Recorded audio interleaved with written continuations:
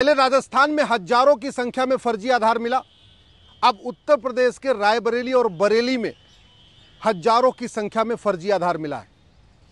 यह फर्जी डॉक्यूमेंट बनाने वाला खेल पूरे देश में हो रहा है, चाहे वो बीजेपी का शासन हो, चाहे वो टीएमसी का शासन हो, चाहे वो इंडी गठबंधन का शासन हो, चाहे एनडीए गठबंधन का शासन हो। बिहार में भी फर्जी डॉक्यूमेंट बन रहा है, झारखंड में भी फर्जी डॉक्यूमेंट बन रहा है, यूपी, बिहार, बंगाल, आपके हरियाणा में भी फर्जी डॉक्यूमेंट बन रहा है, गुजरात में भी फर्जी डॉक्यूमेंट बन रहा है, केरल में भी बन रहा है, गोवा में भी बन रहा है, महाराष्ट्र में भी बन रहा है। और क्यों बन रहा है? क्योंकि फर्जी डॉक्यूमेंट बनाना हमारे देश में गंभीर अपराध नहीं है। फर्जी आधार बनाना गंभीर अपराध नहीं है, फर्जी राशन कार्ड बनाना गंभीर अपराध नहीं है, फर्जी बर्थ सर्टिफिकेट बनाना कोई गंभीर अपराध नहीं है।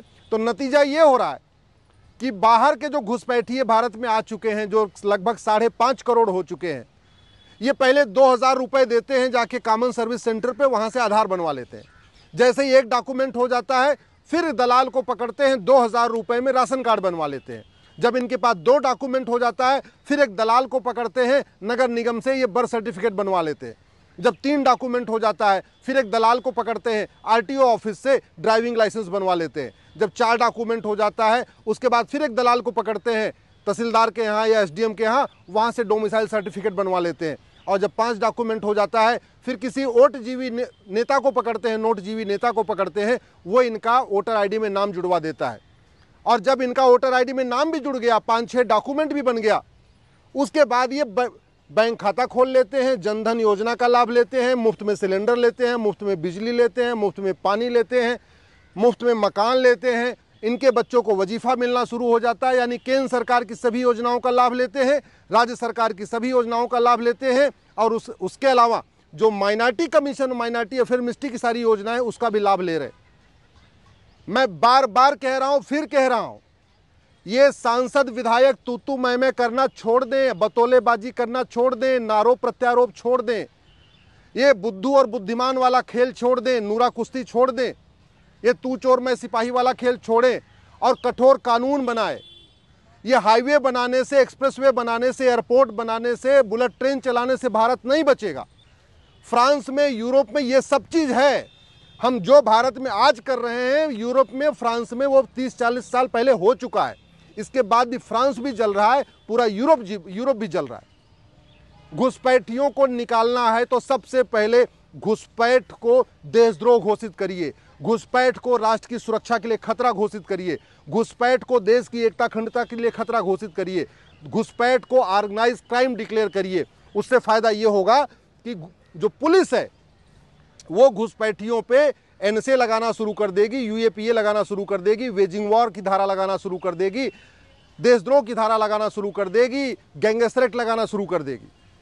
लेकिन पुलिस चूंकि अलग अलग राज्यों की है, 1861 का पुलिस एक्ट चल रहा है जो मैकाले ने बनाया था, और उस 1861 के कानून के कारण पुलिस सत्ता की गुलाम है। तो उत्तर प्रदेश में तो फर्जी डॉक्यूमेंट को पकड़ती है, घुसपैठियों के ऊपर पुलिस कार्रवाई करती है, लेकिन बंगाल में नहीं करती, तमिलनाडु में नहीं करती। जहां जहां इंडी गठबंधन की सरकारें हैं, ना वहां धर्मांतरण कराने वालों पर कोई कार्रवाई होती है, ना घुसपैठ कराने वालों पर कोई कार्रवाई होती है। पंजाब देख लीजिए, इंडी गठबंधन की सरकार है, वहां धड़ल्ले से चंगाई सभा हो रही है और रोज धर्मांतरण हो रहा है। तो भारत को बचाना है तो घुसपैठ और धर्मांतरण, जनसंख्या विस्फोट तीनों को रोकना होगा। घुसपैठ और धर्मांतरण को राष्ट्र की सुरक्षा के लिए खतरा घोषित करिए, घुसपैठियों और उनके मददगारों पे एनएसए लगाने की कार्रवाई शुरू करिए। घुसपैठियों और धर्मांतरण कराने वाले मिशनरियों, जिहादियों के खिलाफ यूएपीए लगाइए। घुसपैठियों, उनके मददगारों, धर्मांतरण कराने वाले मिशनरियों, उनके मददगारों के खिलाफ वेजिंग वॉर की धारा लगाइए। लेकिन ये धाराएं तभी लगेगी जब पूरे देश की पुलिस स्वतंत्र होगी, निष्पक्ष होगी और 1 नेशन 1 पुलिस कोड होगा। तो प्रभावी कार्रवाई तब होगी जब पुलिस राज्यों के अधीन नहीं होगी बल्कि कॉन्करेंट लिस्ट में आएगी और यूनिफॉर्म पुलिस कोड होगा। घुसपैठिए तब भारत छोड़ के भागेंगे जब उनको साल भर के अंदर सजा मिलना शुरू हो जाएगी, और वो तभी होगा जब 1 नेशन 1 जुडिशियल कोड होगा, यूनिफॉर्म जुडिशियल कोड होगा। यानी पुलिस चार्टर होना चाहिए कि पुलिस को हर हालत में 3 महीने के अंदर जांच पूरी करके चार्जशीट फाइल करना है, और एक जुडिशियल चार्टर होना चाहिए कि जज को हर हालत में साल भर के अंदर मुकदमे का फैसला देना है। घुसपैठ और धर्मांतरण तब रुकेगा जब घुसपैठियों और उनके मददगारों का नार्को पॉलीग्राफ ब्रेन मैपिंग कानून टेस्ट होगा। धर्मांतरण तब रुकेगा जब धर्मांतरण कराने वाले मिशनरियों, जिहादियों और उनके मददगारों का narco polygraph brain mapping test होगा। सच्चाई पूरी तब पता चलेगी। घुसपैठ और धर्मांतरण तब रुकेगा जब घुसपैठियों, उनके मददगारों, धर्मांतरण कराने वाले मिशनरियों, उनके मददगारों की 100% संपत्ति जब्त होगी। जब घुसपैठियों, धर्मांतरण कराने वाले मिशनरियों, जिहादियों और उनके मददगारों की सिटीजनशिप खत्म होगी, उनको आजीवन कारावास, फांसी होगा, तब ये घुसपैठ और धर्मांतरण रुकेगा। नहीं तो जैसे 1947 में नरसंहार हुआ था ना, सबको पता है, वैसे ही 2047 में नरसंहार होगा। और आज के ये तू मैं करने वाले नेता, आज के बतौलेबाजी करने वाले नेता 25 साल के बाद आपका घर बचाने नहीं आएंगे। ये न 1947 में कोई किसी का घर बचाने आया था, न 1990 में कश्मीर में कोई नेता किसी का घर बचाने आया था, न जब सिखों का नरसंहार हुआ तो दिल्ली में कोई नेता किसी का घर बचाने आया था। जब अराजकता फैलेगी, मजहबी उन्माद फैलेगा और आगजनी शुरू होगी तो नेता तो अपने घर में बैठ जाएंगे, पुलिस उनको सिक्योर कर लेगी, पुलिस उनके घर पे पहरा देना शुरू कर देगी।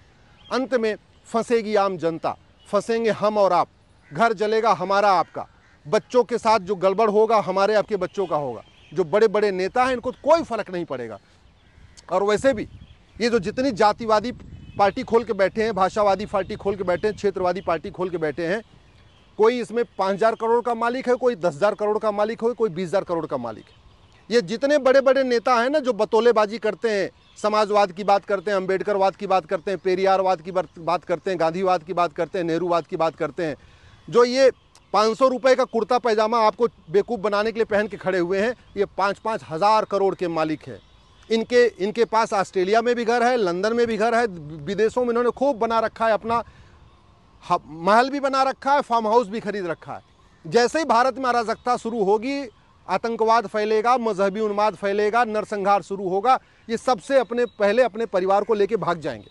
और ज़्यादातर तो अपने परिवार को पहले ही छोड़ चुके हैं बाहर। ज़्यादातर ये बड़े नेता हैं ना, जो आज की डेट में खूब गांधीवाद, अम्बेडकरवाद, पेरियारवाद की बात करते हैं, नेहरूवाद और समाजवाद की बात करते हैं, इनके बच्चे तो बाकायदा बाहर पढ़ रहे हैं। कई लोगों ने तो अपने बच्चों के लिए बाकायदा वहाँ पे फ्लैट, मकान, दुकान खरीद रखा है, उनका बिजनेस व्यापार शुरू भी कर दिया है। तो ये तो 15-20 साल के बाद छोड़ के भाग जाएंगे।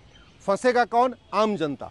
जैसे जब 1947 में पाकिस्तान का विभाजन हुआ तो जितने मजबूत लोग थे, संपन्न लोग थे, सब छोड़ के भाग के आए।